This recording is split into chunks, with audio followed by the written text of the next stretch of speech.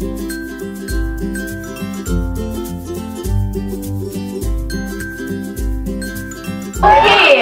so welcome to the South. I was briefing Michelle a while ago that the people in the South, I find them extra chill, and that's true today. So I came in, it's still the same energy, but you guys are just kind of calm and cool, sitting there on the floor. Just a little background on how this happened. Just like I said yesterday, early or late last year, we followed a thread on Twitter and social media. Like, people from the Philippines were asking for Michelle. And that was something that we said, hey, you know, there are kids, there are readers in the Philippines that want her, why don't we try to invite her? And then we also saw her reply, I'd love to come to the Philippines if people would invite me. And we were like, that's our cue. So we got in touch with Michelle. So everything happened online. That's the glorious benefits of technology. So we got in touch with Michelle, and we got her reply late last year. And we had to book the flight and everything. And we announced that she is coming around after Christmas. And thank you for all your support, because that wouldn't have gone around without the help of you guys sharing, retweeting, and just sharing the photos. So Michelle is here because of you. So thank you so much for all your support. So before we start, maybe we can ask Michelle to make a few words about yourself, how the book started. I am Libba Bray. No, I'm Michelle Hodkin, and I'm so grateful to you and to Fully Booked for bringing me over here. Angel was saying that it's because of you that I'm here. It's completely true. I've been seeing other authors get invited, and I was watching those tweets and those posts with serious envy. And I was hoping that I would get asked, and what I did, this is a secret, which is why no video. I don't know how much you guys know about the story behind the story. If you follow me on Twitter, Tumblr, you might have seen some things about how the trilogy began. It's sort of weird. I never wrote anything before in my life, before I was 27. I was a lawyer in a previous life, and I did civil anti-terrorism litigation. I worked on the 9/11 lawsuits, and another case where we were working on terror financing. And I was in New York for a hearing one day, and started talking to this woman who's like, what kind of law do you practice? And I told her, and she started telling me about her daughter, her teenage daughter, who had been in a horrible accident, and her friends died, and she survived. And she wanted to sue the owners of the property. And I was like, well, I can't really help you unless you die in a terrorist attack, so sorry. But I can, put you in touch with a lawyer who can possibly help you. So I took her information, and as she turned to leave, I realized that her daughter had been with her the entire time, and I was just struck by her presence. I just had this sense that there was more to her story than anyone knew, even her mother. But I sort of filed it away and didn't think about it. And then the next year, I was in New York again for my brother's college graduation, and someone said something that reminded me of that girl. And I was like, I wonder what happened to them. So I dug through my email archives and called the number, and it was disconnected. And then I Googled the woman's name and could find no record of these people anywhere. And then I immediately got the idea for Mara Dyer, and I started writing her story on the plane ride home that day. Stayed up all night, wrote through the next day, 5,000 words by the end of Friday, and then by the next week I had 20,000 words, and it just sort of took over my life in this awesome, unprecedented way. It's never happened since. I've paid my dues since with evolution and retribution. But that's sort of how I went from having written nothing in my life before, not even short stories when I was in second grade, to these books, which it's just been the most life-changing experience. And the best part of it, I'm supposed to say as a writer, the best part of it is the writing, you know, that's like its own reward and everything. And that's nice, it's fun most of the time, some of the time.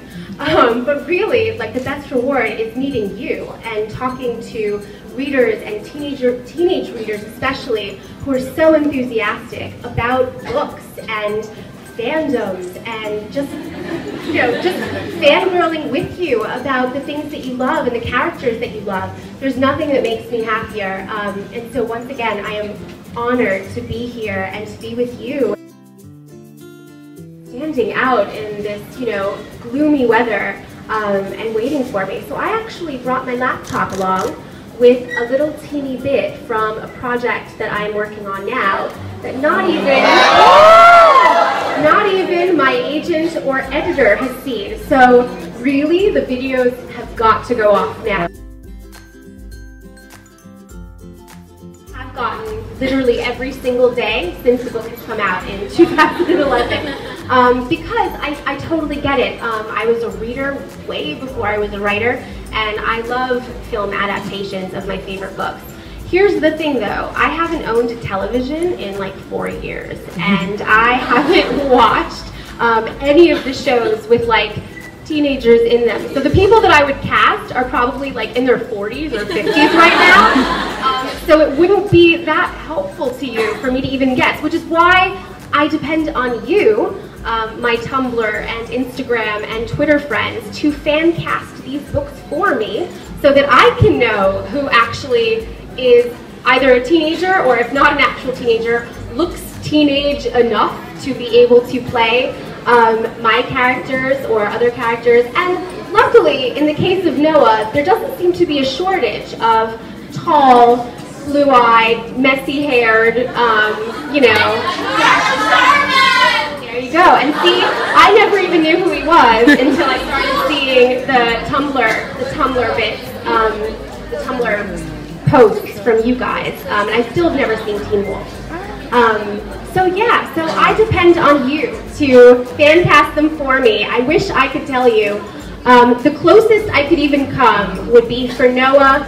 There's this movie that came out way before you were born, back in the old days, almost before the internet, certainly before I had an email address, in 1993 or 1994, called Reality Bites. I don't know if anyone's seen it. Raise your hand if you've seen it. Yeah! Crickets. Anyway, there's this actor in it who's now in a movie called Boyhood. His name is Ethan Hawke. But once upon a time, he was young and he was super hot, and he played this character called Troy Dyer in this movie. And when I was writing Noah, I've always been in love with that character because he's so well drawn and nuanced and interesting, and definitely kind of a dick, or a lot of a dick. And I just was really fascinated. He plays a character named Troy, and Winona Ryder plays his love interest, Lainey, I think is her name, and Lainey Pierce. And so I was definitely thinking of him when I wrote certain aspects of Noah's character. Noah very much sprung out of Mara herself, so he's very independent of, like, you know, anyone in film or television or even literature. But I wanted to sort of, you know, pay tribute to that character.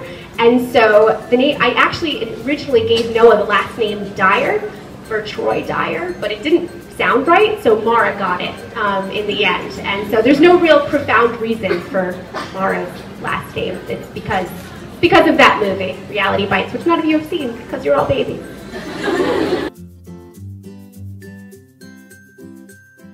Hi! Hi, my name is Kevin, and I really want to know how your writing process is, because I am an aspiring writer. I want to learn from writers. So how do you go about writing a novel? Well, it's very professional. I wake up in the morning and I check my email, and then I check Twitter, and then Facebook, and then Tumblr, and then Instagram. And then I usually do that in a loop for a few hours. I might open up my Scrivener file. Scrivener is a writing program. Have you guys heard of it?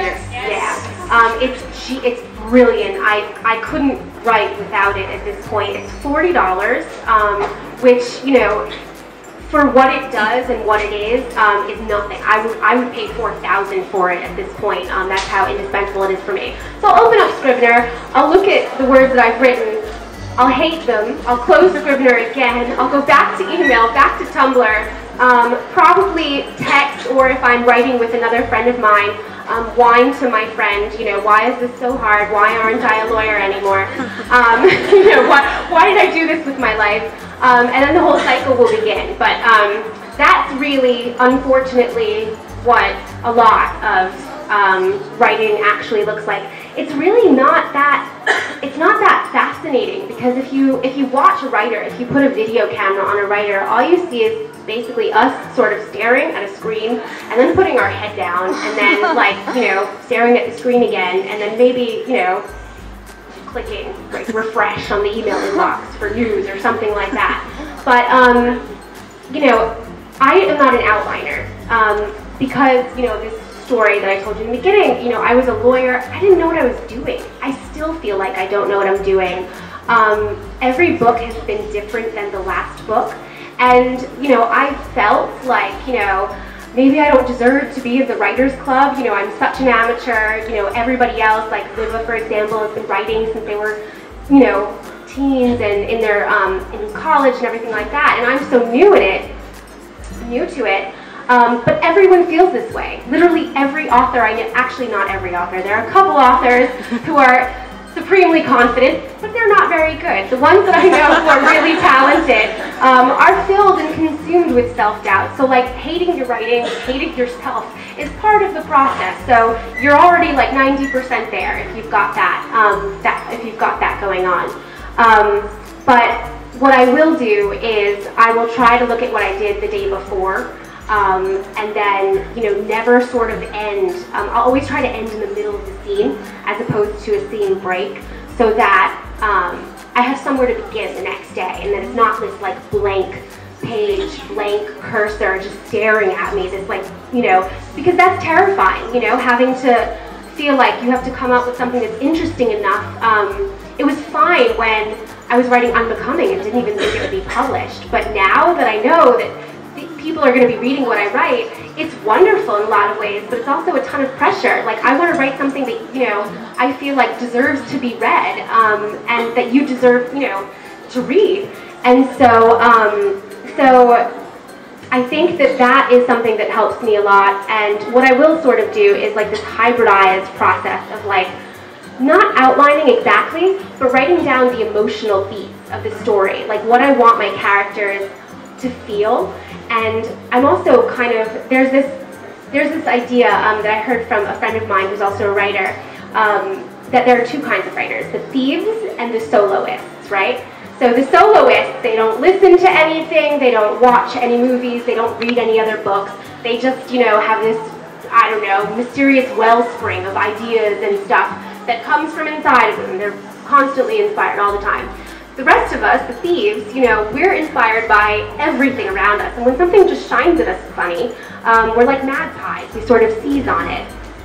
So when I'm thinking of, you know, the next project, for example, that I'm doing, what I've been doing is creating like two little, not literal bins, but like little files, you know, of what scenes I like from other things that I like that I might kind of want to try and copy. Not necessarily, you know, obviously the beat for beat.